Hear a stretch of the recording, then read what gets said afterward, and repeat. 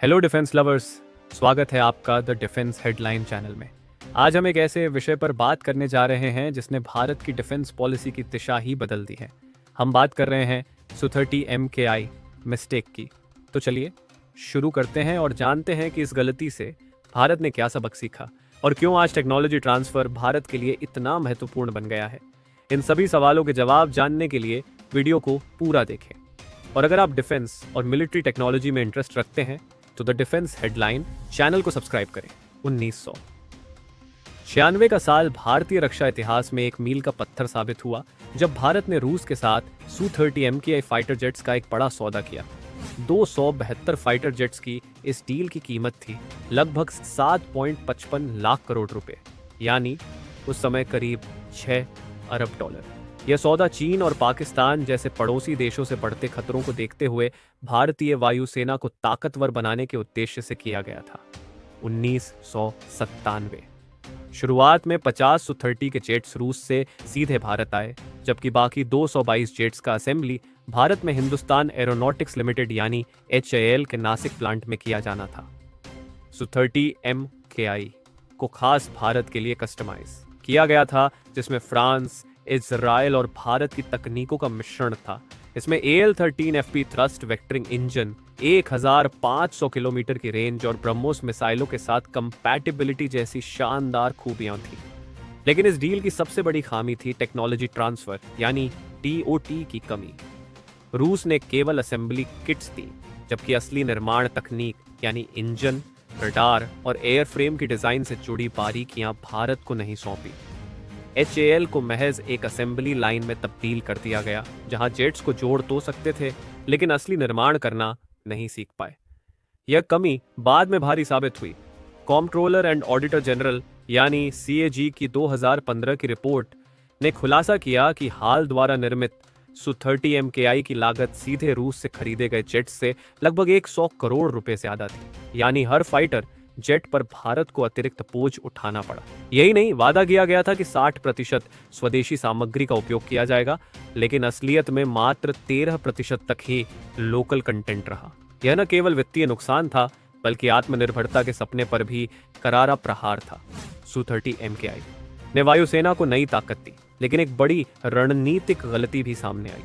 जब रूस पर 2014 में पश्चिमी देशों ने क्राइमिया संकट के चलते प्रतिबंध लगाए, तो भारत को स्पेयर पार्ट्स की आपूर्ति में गंभीर समस्या का सामना करना पड़ा। रिपोर्ट्स के अनुसार कई बार 30 से 40% Su-30 बेड़े को तकनीकी खराबियों के कारण जमीन पर रखना पड़ा। इसने स्पष्ट कर दिया कि बिना टेक्नोलॉजी ट्रांसफर के हम लंबे समय तक अपनी ऑपरेशनल क्षमता बनाए नहीं रख सकते हैं। यहाँ पर चीन की चालाकी भी देखने को मिली।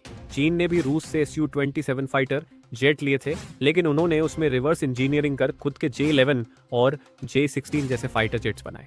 इससे साफ था कि चीन टेक्नोलॉजी को समझकर आगे बढ़ रहा था, जबकि भारत सिर्फ असेंबली तक सीमित रह गया। एक रिटायर्ड भारतीय वायुसेना अधिकारी ने बिल्कुल सही कहा, हमने एक वर्ल्ड क्लास फाइटर तो लिया, लेकिन खुद के लिए निर्माण करने की आज़ादी खो दी। इसी कड़वे अनुभव से भारत में 2014 में मेक इन इंडिया पहल की शुरुआत हुई। रक्षा मंत्री राजनाथ सिंह ने भी एरो इंडिया 2025 में स्पष्ट कहा कि अब कोई भी डिफेंस डील बिना फुल टेक्नोलॉजी ट्रांसफर के नहीं होगी। DAP 2020 और डिफेंस प्रोक्योरमेंट मैनुअल ने भी नियम बनाए कि बड़े सौदों में लोकल सोर्सिंग और TOT अनिवार्य होगी। यही सोच आज भारत के MRFA प्रोजेक्ट में दिखती है, जहां 114 नए फाइटर जेट्स के टेंडर में भारत ने सख्त शर्तें लगा दी हैं। चाहे राफेल हो, Su-57E हो या F-35, सभी को पूरी टेक्नोलॉजी ट्रांसफर के साथ आना होगा। लेकिन दोस्तों, चुनौतियां अभी भी बाकी हैं।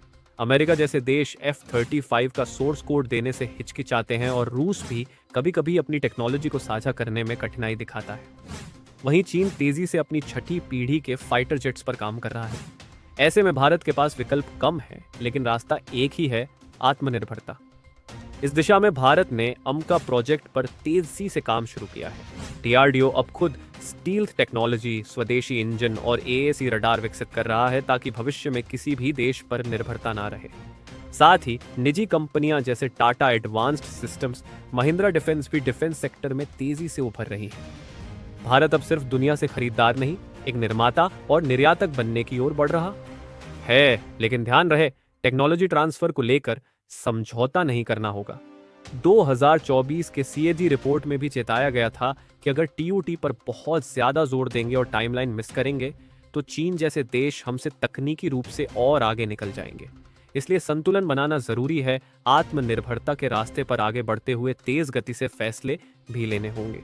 अंत में Su-30 MKI डील ने हमें एक बहुत बड़ा सबक दिया। ताकत खरीदने से बड़ी ताकत उसे खुद बनाने की है, और यही अब भारत का अगला मिशन है, रक्षा में भी पूरी तरह से आत्मनिर्भर बनना। तो दोस्तों, क्या आपको लगता है कि अब भारत सही दिशा में आगे बढ़ रहा है? अपनी राय हमें कमेंट में ज़रूर बताइए, और कमेंट के साथ जय हिंद लिखना न भूलें। अगर आपको यह वीडियो जानकारीपूर्ण लगा हो तो लाइक ज़रूर करें, इसे शेयर करें और द डिफेंस हेडलाइन चैनल को सब्सक्राइब करना बिल्कुल ना भूलें। मिलते हैं अगली धमाकेदार डिफेंस अपडेट के साथ। जय हिंद, वंदे मातरम।